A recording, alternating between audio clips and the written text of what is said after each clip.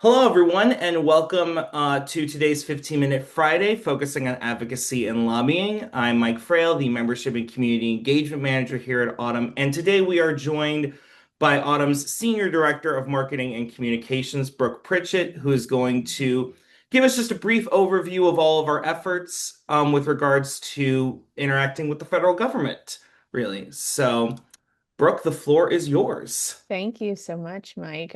Thank you all for having me here today. I hope that this is just a quick and easy overview of Autumn's role in advocating for tech transfer and for our profession. Um, our goal with this conversation is just to sort of introduce you to what we can do on the advocacy side of things and hopefully get you more involved if you are so inclined.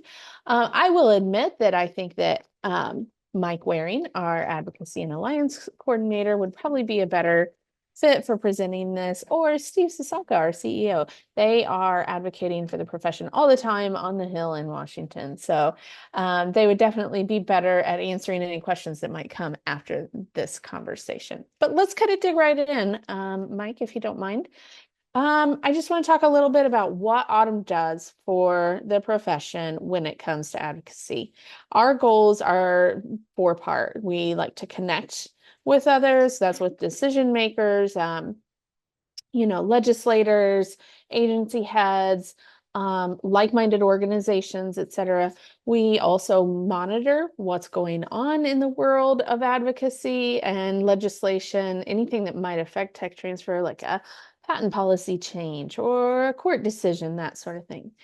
Another thing that we do is provide tools to you, our members, on how to communicate the value of tech transfer, whether it's internally with your VPRs and that sort of thing, a little bit wider, maybe in your state governments, or to the public through news media local to you, and then of course at the federal side. So um, nationally. We also, I would like to add, have a hand in having conversations with WIPO. So that's where we touch advocacy on the international side. But we don't have an expectation of members having to perform that role. So, and then the fourth thing that we do is we have a very active volunteer committee program. That's through our Public Policy Advisory Committee and then our legal task force. So I know we have some folks maybe on the call who are a part of those committees, and we thank them for their service. They help us to make hard decisions and help us to keep our eye on what's going on in the world of legislation. So let's go on to the next slide, please. I want to talk a little bit about what connections look like. So Autumn has really been fortunate over the last few years to amplify our message. And because of that, we have created these relationships with folks on the Hill. We are now being asked to have a seat at the table when a lot of decisions are being made. So, for example, the PURA Act, which is in the Senate right now. It was proposed by Senator Tom Tillis. His staff came to us and said, "Hey, will you read this before we submit this as a potential bill and give us your thoughts?" We really appreciate being able to serve as that voice for all of you, our members. We really like that we can help to shape what is happening in the world of tech transfer. So, and it's not just legislators who are reaching out to us. Sometimes it's agencies or committees or other panels that might exist. So panels like at Bio or AAU or AURP, we like to partner with all of those folks. So let's go to the next one, please. This is a great example of how we're creating those connections on the Hill. In the past, we have hosted lobbying days on the Hill, and our board of directors meet with their various legislators in the House and the Senate. And this year, we were able to open up that opportunity to our autumn membership. Immediately following the 2025 annual meeting, we hosted an On the Hill event where nearly 100 members joined us and had meetings with representatives all across the Hill. House representatives, Senate. We had a couple of agencies that we met with. This is the first time we've been able to do something like this, and it was wildly successful because we were able to talk about a lot of upcoming bills and um, create those relationships that folks can then take back home and continue to nurture. So. Next slide. All right. So another thing that we do on our side is we like to monitor court decisions, pending legislation, public policy, that sort of thing. Additionally, we provide a lot of context for requests for comment or requests for information. USPTO will reach out and have a request for comment period that we will provide a lot of feedback on.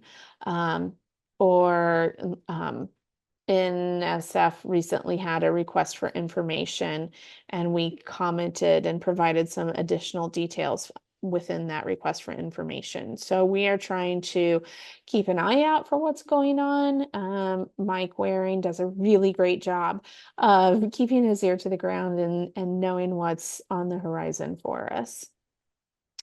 So I mentioned like the Autumn Speaks Out stuff, and that is where we post those requests for information, requests for comment, and then our positions on various legislative actions. And you can find all of those online at autumn.net/advocacy. So another thing that you can find within our advocacy area is our advocacy toolkit. This is very helpful if you are in a position where you feel like you can help to amplify the voice of your tech transfer office within your elected officials' leadership. I do always like to preface this that before you speak on behalf of your tech transfer office, make sure that you have met with your government relations folks within your university. You don't want to say anything that they might not have yet approved. So, but within our toolkit, it tells you how to have those conversations with your government relations folks, how to continue those conversations outside of the office and really amplify the voice of tech transfer. So we provide sample communications opportunities and ways to reach out, that sort of thing. So next slide, please. Okay, so another thing that we provide is a monthly advocacy update. We do those through the Autumn Insight, the first insight of every month, which is usually on the first Wednesday of the month, provides an overview of what's been happening on the Hill for the last month. So, happy August 1st. That means legislature is in recess. And so what does that leave for us to do while they're in recess? Well, when they go to recess, a lot of times they'll go back to their home states and conduct town halls, try and meet up with folks, that sort of thing. And so really, I think it's a great opportunity when you read the advocacy updates from Mike Waring. He'll teach you how you can do outreach with your elected officials. He also provides updates on pending legislation or pending changes, like when march-in rights was a conversation that was being had last year. He would provide updates on where the march-in rights stood, what the request for comment had shown, etc. Next slide, please. All right, and here's our Autumn Speaks Out area, like I had mentioned before. You can see where we've provided comments on key legislative issues or key requests for information. We have another one coming out probably next week regarding PIRA, because that is pending, and we'd like to get that out during the August recess so that Senator Coons and Senator Tillis can take that back to their offices and really evaluate our thoughts on that. So There have been a flurry of bills in the last, I'd say, 18 months related to tech transfer. The IDEAS Act, Prevail, PURA, Restore Act, etc. So we really like to keep ahead of those. And we also like to join forces with other organizations, like-minded organizations, because that just helps us to amplify our voice. Next one, please. All right, and finally, we'll just talk about the committees for a little bit. We have our Public Policy Advisory Committee, and they really do a great job of keeping an eye out for what's on the horizon with legislation. And